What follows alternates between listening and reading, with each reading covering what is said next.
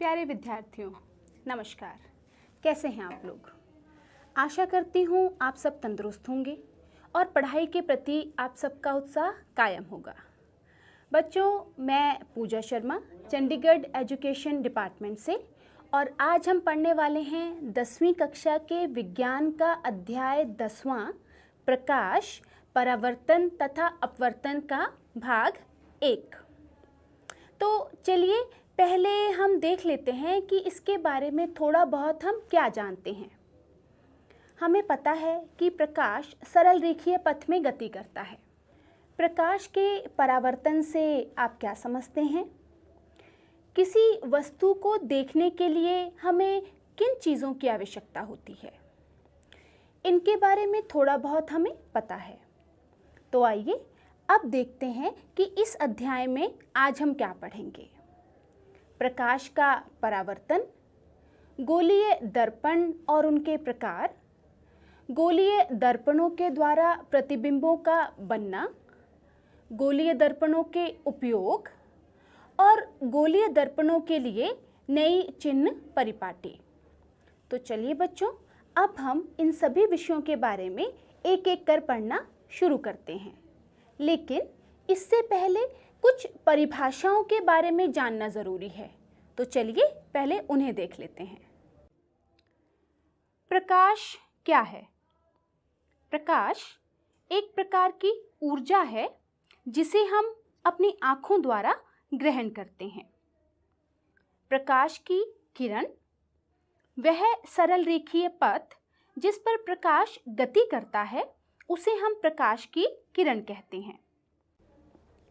प्रकाश पुंज प्रकाश की किरणों का वह समूह जो एक दूसरे के समानांतर हो, प्रकाश पुंज कहलाता है।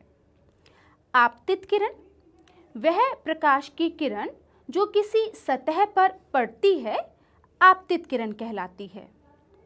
किसी चमकदार पृष्ठ पर पड़ने के बाद आपतित किरण उसी माध्यम में मुड़ जाती है और इसे हम प्रकाश का परावर्तन कहते हैं। आपतित किरण चमकदार पृष्ठ से परावर्तन के बाद मुड़ जाती है और यह दूसरी किरण अब परावर्तित किरण कहलाती है। आइए बच्चों, अब हम अपने अध्याय को शुरू करते हैं। सबसे पहले हम प्रकाश के परावर्तन के बारे में जानते हैं। बच्चों, आपने अपने दैनिक जीवन में देखा ही है कि जब प्रकाश की किरण किसी दीवार, दर्पण या किसी चमकदार सतह से टकराती है तो उसके बाद वो दूसरी दिशा में मुड़ जाती है। हमने पढ़ा है कि जब एक प्रकाश की किरण किसी पॉलिश की गई सतह से, जैसे कि दर्पण के ऊपर पड़ती है, तो वह सतह अपने ऊपर पड़ने वाली किरणों को वापस उसी माध्यम में मोड़ देते हैं। इसे हम प्रकाश का परावर्तन कहते हैं। प्रकाश के परावर्तन के 2 नियम हैं जो हम पिछली कक्षाओं में पढ़कर आए हैं। पहला नियम, आपतन कोण परावर्तन कोण के बराबर होता है, अर्थात angle I is equals to angle R। और दूसरा नियम, आपतित किरण दर्पण के आपतन बिंदु पर अभिलंब और परावर्तित किरण सभी एक ही तल में होते हैं।